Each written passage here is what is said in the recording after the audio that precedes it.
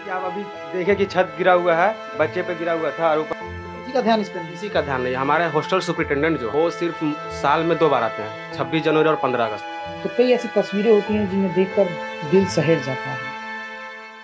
Hostel में जब हम आते हैं, खासकर जब सरकारी हॉस्टल्स में आते हैं, तो कई ऐसी तस्वीरें होती हैं जिन्हें देखकर दिल सहर जाता है। यहाँ भी जब हम आए तो देखे कि किसी के रूम के बाहर बर्तन रखा था जूठा। जब हम वॉशरूम भी देखें तो अभी हम तस्वीर भी दिखाएंगे, काफी दयनीय स्थिति में है। हाँ, हॉस्टल तो है दयनीय स्थिति में। हालांकि बात तो यहाँ पे वीसी हमारे करते हैं कि पटना विश्वविद्यालय को केंद्रीय विश्वविद्यालय का दर्जा दे दिया जाएगा, लेकिन as a student of Patna science college, Patna university, हमको खुद भी नहीं लगता है कि ये यूनिवर्सिटी डिजर्व करता है सेंट्रल विश्वविद्यालय, सेंट्रल यूनिवर्सिटी भी कहलाना। क्योंकि कुछ ही दिनों पहले जब हम लोग सेकेंड ईयर में थे तो हम लोगों को खबर मिला था कि यूनिवर्सिटी को 100 करोड़ का फंड मिला, पता नहीं कहाँ चला गया। क्या व्यवस्था है इस बार हॉस्टल में भी? हॉस्टल की व्यवस्था तो बहुत दयनीय है। मतलब अभी जो जल्दी में ही छात्र संघ चुनाव हुआ था, उसमें बहुत सारे मुद्दे पर बात किया गया था कि जिसमें हॉस्टल मेस की सुविधा को बताया गया था कि खुलवाया जाएगा, बाथरूम वगैरह की सुविधा जो है सारा खराब है, उसको सुधारा जाएगा। किसी पर भी काम नहीं हुआ है। मेरा छात्र इस बार की जो पुसू 2025 जो है, छात्र संघ पूरी तरफ से नाकाम साबित हुई हम लोग की समस्याओं को सॉल्व करने में। हमारी जो प्रेसिडेंट मैथिली मृणालिनी है, वो अभी 2 मंथ पहले अपना अकाउंट जो इंस्टा अकाउंट है सारा डीएक्टिवेट कर और डूसू 2025 के जो चुनाव प्रचार है उसमें शामिल हुई है। और यहाँ पर सारे बच्चों को ऐसे छोड़ दिया गया था, किसी पर भी ध्यान नहीं दिया गया है। हॉस्टल में ना ही मेस की सुविधा है, ना ही अच्छे बाथरूम की सुविधा है, ना ही पंखा वगैरह की सुविधा है। खुद से पंखा छात्र लगाते हैं। वहाँ पर जो देखिए, वहाँ पर पानी खरीद कर सब पी रहे हैं अभी खुद ही। पानी की भी सुविधा नहीं है। नहीं, केंटारो की भी सुविधा नहीं है। हम लोग शौक से नहीं पी रहे हैं केंटारो मिनरल वाटर खरीद कर। विश्वविद्यालय की देन है कि हम लोग खरीदना पड़ रहा है। इससे पहले सारा चीज था। तो किसी का ध्यान इस पर नहीं। किसी का ध्यान नहीं। हमारे हॉस्टल सुपरिटेंडेंट जो है वो सिर्फ साल में 2 बार आते हैं, 26 जनवरी और 15 अगस्त को, ठीक है। और बोलते हैं कि हॉस्टल हम चला रहे हैं।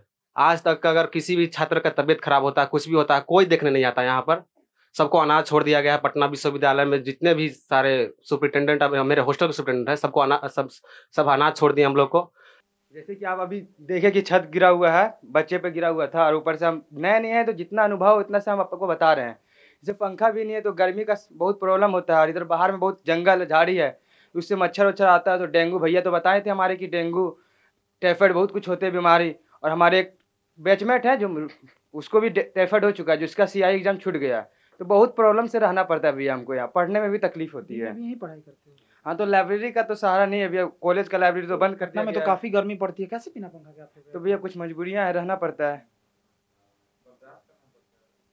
रात में भी ऐसे ही? हाँ भैया ऐसे ही।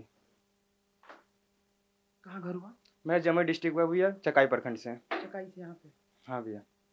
कभी इसका कंप्लेन नहीं किया? नहीं भैया, कॉलेज तो बता देते भैया। जैसे कि मेरे यहाँ गांव से एक आए थे पढ़ने, उसी के नाम सुन के और कॉलेज के तारीफों की वजह से हम यहाँ पे आए थे। ये तारीफ थी? नहीं पता था भैया। छत गिर जाना, कैसे इसमें बच्चा तैयारी करेगा फिर? कुछ मजबूरियाँ हैं सबकी भैया जी, इसलिए रहता है सब कोई कुछ। इसी से यहाँ से तैयारी जैसा होता है। तैयारी कर रहे हो? मैं अभी BPSC कर रहा हूँ भैया। फर्स्ट सेमेस्टर में BPSC का प्रिपरेशन स्टार्ट कर दिए हैं। प्रिपरेशन स्टार्ट हो गया भैया। मजबूत इरादे जब रहते हैं ना, सफलता हासिल जरूर भैया होगी। बिल्कुल भैया। पापा क्या करते हैं? पापा किसान है भैया। सिंगल भैया, बहन 2 हैं। इकलौते बेटे? इकलौते हैं भैया। किसान का बेटा इस तरह से तैयारी करने के लिए आता है और फिर मजबूरी में उनको टूटे हुए छत और बिना पंखा के पटना के 45 और 50 डिग्री टेम्परेचर में जब वो तैयारी कर बिहार के अधिकारी बनने के लिए प्रयास करता है, तो निश्चित तौर पर उसने अपने अंदर एक हिम्मत रखी होगी। उसी हिम्मत के बदौलत वो इतनी बड़ी ऊंचाई को छूने के लिए प्रयास कर रहा है। जी भैया। लगे रहिए। जरूर भैया। जरूर साथ देता है। प्रभातखबर.com, विश्वास वही, रफ्तार नहीं।